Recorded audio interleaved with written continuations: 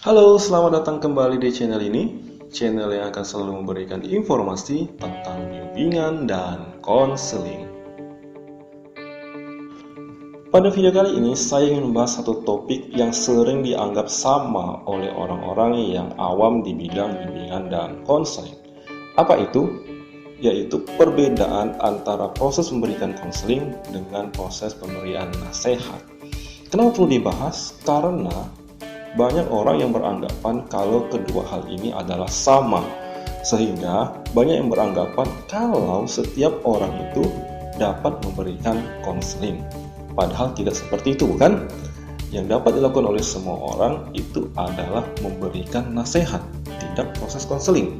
Sedangkan proses konseling hanya dapat dilakukan oleh orang-orang yang sudah mempelajari teknik-teknik konseling, yaitu seorang konselor itu sendiri. Nah, ingin tahu pembahasan lebih lanjut? Silahkan tonton video ini sampai selesai.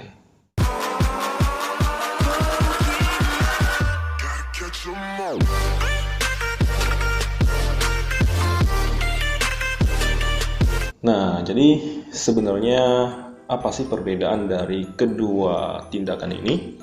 Yaitu nasihat dan konseling tadi. Nah, perbedaannya dapat kita lihat dari prosesnya, ya.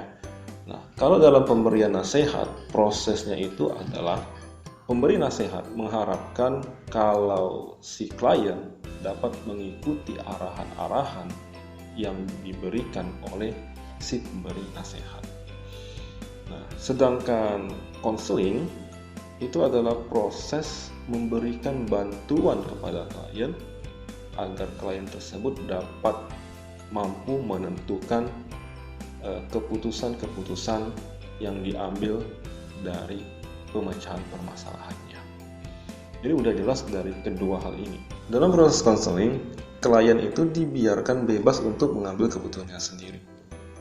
Nah, jika pada satu titik misalnya klien tersebut tidak mampu untuk mengambil keputusan atau tidak mampu memikirkan solusi dari permasalahan yang sedang dialami. Nah, tugas konselor itu adalah memberikan alternatif pilihan dari solusi permasalahannya. Misal diberikan solusi 1, solusi 2, solusi 3, solusi 4, ya kan?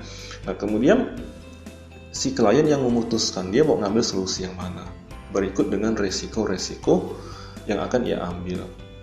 Nah, itu proses konseling. Nah, jadi proses konseling membiarkan kliennya yang mengambil keputusan, bukan si konselornya. Nah, itu yang mendasar dari proses konseling. Nah, sedangkan proses pemberian nasihat itu si pemberi nasihat lebih banyak mendikte si kliennya. Nah, misalnya kalau ada orang yang sedang melakukan kesalahan, ya kan, bermasalah, jadi si pemberi nasihat mendikte, kamu harus begini, kamu harus begitu. Sebaiknya kamu begini, sebaiknya begitu. Kalau kamu tidak begini, kamu akan begitu. Dan seterusnya. Jadi didikte si kliennya, sehingga si kliennya tersebut mengikuti arahan dari pemberi nasihat. Nah, itu pembedaan yang mendasar dari kedua tindakan ini. Nah, dalam pemberian nasihat, ya, semua orang itu bisa memberikan nasihat, ya, tidak terkecuali, pasti semua orang bisa memberikan nasihat yang baik-baik. Tetapi dalam proses konseling itu tidak semua orang bisa melakukannya. Kenapa?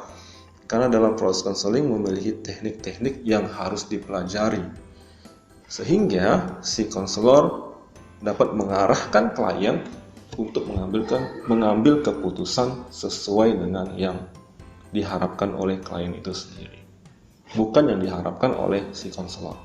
Proses konseling juga memiliki satu ajas, yaitu ajas kerahasiaan.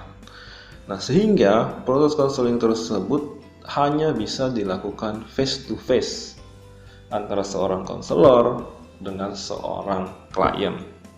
Tidak bisa dilakukan dengan cara massal atau beramai-ramai, karena itu bukan disebut konseling tetapi disebut bimbingan kelompok. Nah, Nah, sedangkan nasihat itu bisa dilakukan secara massal atau juga bisa dilakukan secara face to face, bisa juga. Tapi bisa juga dilakukan secara massal. Secara massal misalnya dalam anak sekolah misalnya kan, dalam kegiatan upacara bendera ya kan, diberikan nasihat secara massal oleh pembina upacaranya. Itu nasihat. Tetapi konseling tidak bisa diberikan secara massal. Ya, itu perbedaannya.